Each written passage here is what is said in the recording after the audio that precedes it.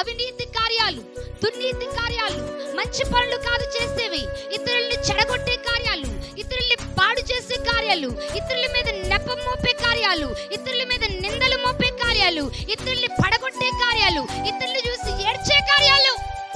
ఒకడు బాగుపడుతుంటే ఆ బాగుపడ్డవాడిని చూసి ఏడుస్తా ఉంటాడు. ఇదే వీడి పని, దుర్నీతి కార్యాలు. తర్వాత అంటాడు కదా, దుష్టత్వము చేతను. దేని చేతను? దుష్టత్వం. మంచి తత్వం కాదు వీళ్ళది, మంచి మనస్సు కాదు వీళ్ళది, దుష్టత్వాన్ని కలిగి ఉన్నారట.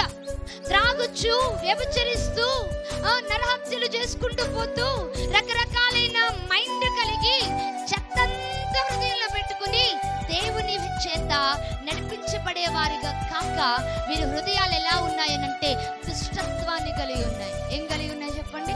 దుష్టత్వాన్ని కలిగి ఉన్నాయి. మందిరానికి వాళ్ళ